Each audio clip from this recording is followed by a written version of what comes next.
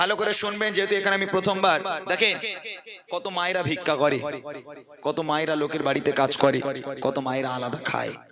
একটা কথা চিন্তা করে দেখেন, যে সমস্ত মায়েরা ভিক্ষা করছে লোকের দ্বারে দ্বারে গিয়ে, কেউ তাড়িয়ে দেয়, কেউ 1 টাকা দেয়, কেউ 2 টাকা দেয়, তাদের সন্তানগুলো কোথায়? খোঁজ নিলে দেখতে পাওয়া যায় তাদের সন্তানগুলো স্ত্রী পুত্রকে নিয়ে আয়েশ আরাম করে জিন্দগি যাপন করে। আর যে মা 10 মাস 10 দিন গর্ভে ধারণ করে লালন পালন করে বড় করেছে, মানুষ করেছে, সেই মা রাস্তায় রাস্তায় ভিক্ষা করে। আল্লাহ পাক কোরআন শরীফের মধ্যে বলেন, বিসমিল্লাহির রহমানির রহিম, ওয়াকাদা রাব্বুকা আল্লা তা'বুদু ইল্লা ইয়্যাহু ওয়া বিল ওয়ালিদাইনি ইহসানা। এ আমার বান্দা বান্দীরা, আমি আল্লাহ পাক আল্লাহ তাআলা আমার ইবাদত বান্দেগি করার পর দ্বিতীয় নম্বর ইবাদত হলো তোর বাপ মায়ের প্রতি ইহসান করা, বাপ মাকে ভক্তি করা, মোহাব্বত করা। ছোট্ট করে গাইবো, বাপ মা কি জিনিস। একটা মা যখন একটা বাচ্চাকে জন্ম দেয় কতটা কষ্ট করে সেই মা, তারপরে আপনারা বুঝতে পারবেন সেই বাপ মা বুড়ো বুড়ি হয়ে গেলে সন্তান তাদের সঙ্গে কেমন ব্যবহার করে, সেটা বুড়ি মাদের শোনানো হবে। তার আগে চলেন শুনি একজন মা সন্তানের জন্য কত নিয়ামতে আলা জিনিস কবি ছন্দের মাধ্যমে লিখছে। সারা দুনিয়া ঘুরে মায়ের সমান পাবে না, সারা দুনিয়া ঘুরে মায়ের সমান পাবে না, সারা দুনিয়া ঘুরে মায়ের সমান পাবে না।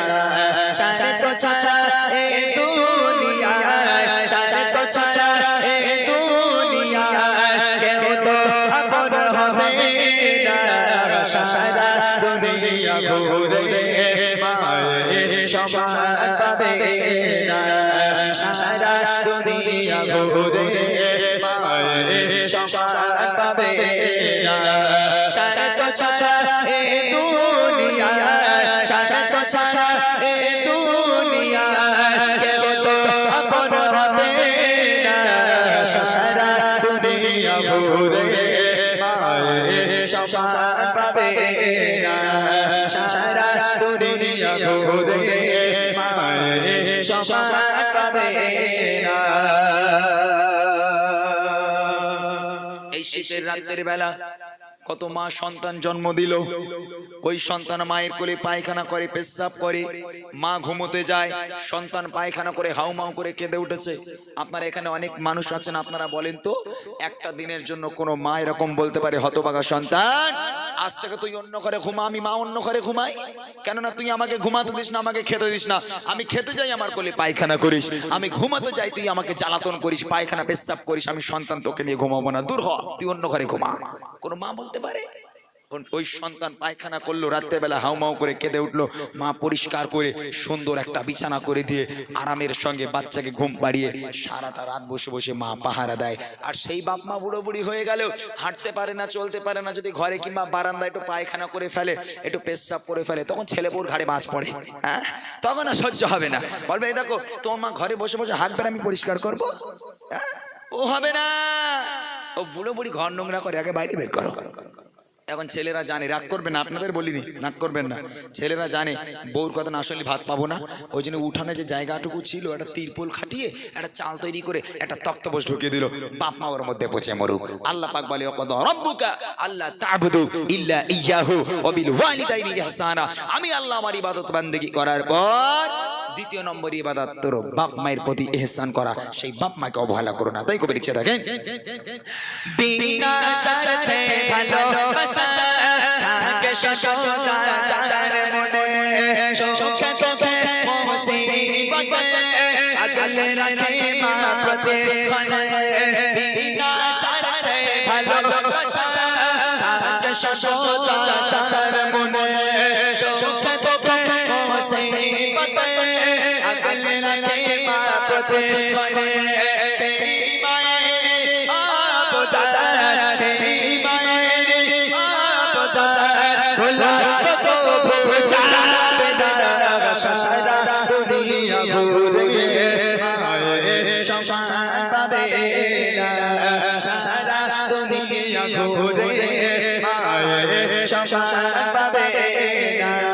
সারা তো ছাড়া এ দুনিয়ায়, সারা তো ছাড়া এ দুনিয়ায় কেউ তো ঘুরে শ্মশান পাবে না সারা দুনিয়া ঘুরে শ্মশান পাবে না। যারা বুড়িমা গজল শুনেছেন এখান থেকে বুড়িমা শুরু। এই বাপ মা বুড়ো বুড়ি হয়ে গেল মানে এখন বুড়ো বুড়ি আলাদা, ছেলে আলাদা খায়, মা বাপ আলাদা খায়। এখানে যারা আলাদা আছেন আপনারা রাগ করবেন না।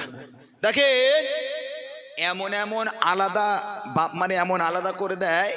মা রাস্তার ধারে দাঁড়িয়ে আছে, ছেলেটা কখন বাজারে যাবে 10 টাকার ওষুধ আনতে দেবো, এখন অনেকক্ষণ রাস্তায় দাঁড়িয়ে আছে, ছেলে বাড়ি থেকে বার হলো, মা ডাকছে এই খোকা কোথায় যাচ্ছিস বাবা? মা বাজারে যাচ্ছি। মা বলছে খোকা রাতের বেলা থেকে বুকের ব্যথাটা বড্ড বেড়েছে বাবা, 10 টাকার ওষুধ এনে দিবি?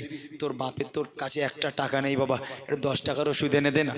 ছেলে বলছে মা এই জন্য তোমার সামনে আমি যাই না, তোমার সঙ্গে দেখা হলেই খাই খাই, এটা এনে দে ওটা এনে দে এটা এনে দে ওটা এনে দে, এত খাই খাই করো কেন তুমি? ওই জন্য তোমার সামনে আমি যাই না। 10 টাকার ওষুধ আনতে বলে তাই মা নাকি খাই খাই করে। আর শাশুড়ি যদি ফোন করে বলে জামাই আমি যাচ্ছি, ওরে আল্লাহ ছেলে তখন শাহরুখ খান হয়ে যায়। বউর কাছে বলবো এই দেখো তোমার মা আসছে, কি খেতে ভালোবাসে, গরুর গোশ না মুরগির গোশ? বলে আমার দুটোই খায়। বলে কিচ্ছু চিন্তা করো না, সাথে ইলিশ মাছটাও আনবো। শাশুড়ি বলে কথা, রাগ করবেন না। কেন জানেন? শাশুড়ি আসলে শুধু পায়েকে চুমু খাবে, এদিকে মাকে মায়ের মুখও দেখে না, আর শাশুড়ি পাইকে খালি চুমু খাবে। একটা কারণ আছে, এই 5G জামানা তো এত স্পিরিট 5G, ও মায়ের পায়ের তলায় জান্নাত আর নেই, ওই 5G স্পিডে ট্রান্সফার হয়ে শাশুড়ির পায়ের তলায় চলে গেছে, বুঝলেন না? মায়ের পায়ের তলা জান্নাত, শাশুড়ির পায়ের তলায় ট্রান্সফার হয়ে গেছে। যার বাড়িতে বাপ মা আছে তার বাড়িতে বরকত আছে, যার বাড়িতে বাপ মা নেই লাখ লাখ টাকা ইনকাম করলেও তোমার বাড়িতে কোনোদিন আল্লাহর রহমত আল্লাহর বরকত থাকতে পারে না। তোমার বাপ মা তোমার জন্য রহমত, তোমার বাপ মা তোমার জন্য বরকত, সেই বাপ মাকে কখনো অবহেলা করো না। শেষ কথায় কবি লিখছে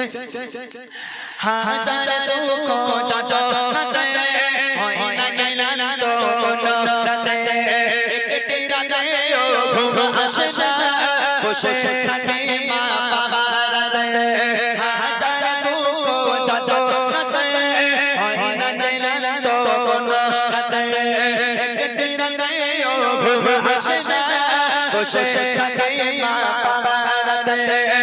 আল্লাহর মহা উপহার, আল্লাহর মহা উপহার হয় না কোনো চার তুলনা, সারা দুনিয়া ঘুরে শ্মশান পাবে না, সারা দুনিয়া ঘুরে শ্মশান পাবে না।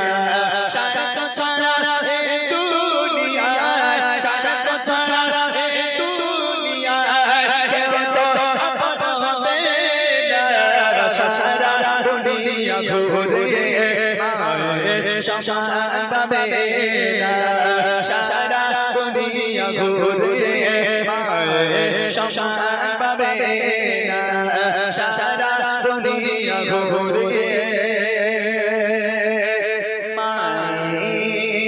শ্মশান পাবে না। মাশাআল্লাহ শুনলেন? এটা হচ্ছে জোয়ান মা, বুড়িমাটা বাকি থাক। বুড়িমা শুনেছো তোমরা? এই মানা বুড়িমা শুনেছো? বুড়িমা শোনোনি? এ কি আস